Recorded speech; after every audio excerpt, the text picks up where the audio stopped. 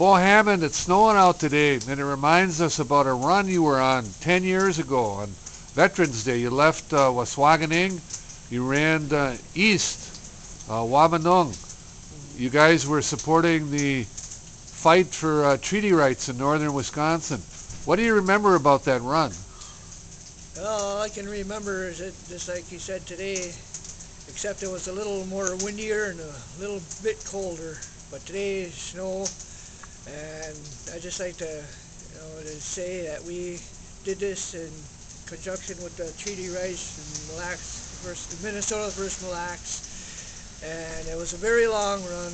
We had a lot of challenges on our way, which we accomplished.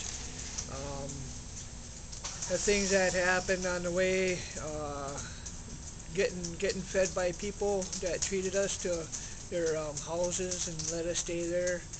Pennsylvania was, I think, the most challenging because we had a lot of hills on the way. We had to split up to run those hills because it was very challenging. And then when we got further into the east, it started getting a lot easier, and a lot more accomplishments were being made. We got to Frederick, Maryland, where we went to the Quakers, and we were very, very welcomed by them. And Jim Schlender, who is not with us today, and his spirit is with us here today, though. I just like to say congratulations, Jim Schlender, and all that helped us out. And also another runner, Gene Connors, who else is not with us. He passed into the spirit world, and I just like to say to the family of them, he's a good man. Just like to say that he did a good job in helping us do that walk to DC. If it wasn't for them, I don't think this run would never have happened. I don't think that these treaty rights wouldn't have been passed without them. And I thank them all from the bottom of our hearts that they helped us out with this run. And that when we got to DC, we got there and we got to the Supreme Court steps where we were supposed to meet people there, but they got there a little too late. So we met at the NIGA, National Indian Gaming Association building, where we met them there. Then all through that time, that if I forgot, it took us 17 days to run to DC. It was a 1,000-mile trek, and I just like to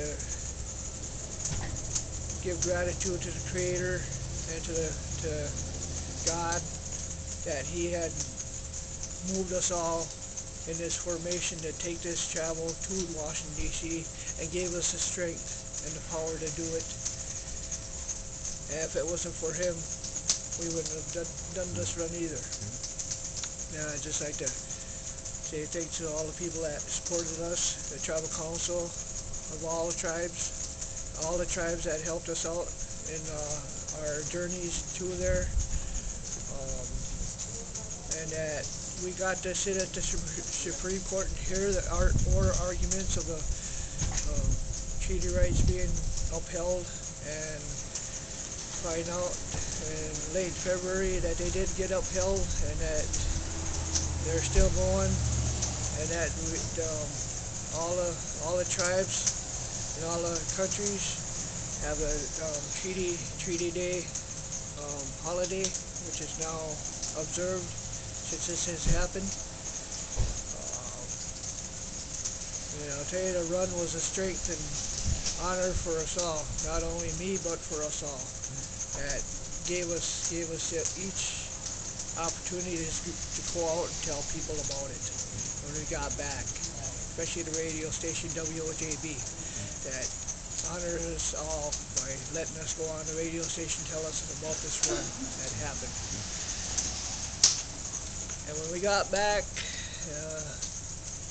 there was snow on the ground, but like I said, it wasn't as cold and windy as we left Waubanung.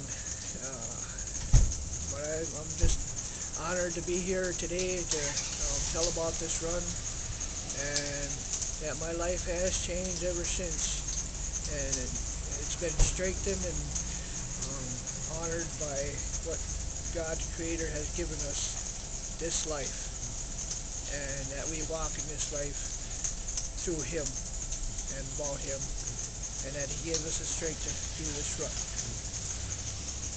Thanks, Bo. This is Nick Vanderpy reporting for News from Indian Country. Chi Miigwech.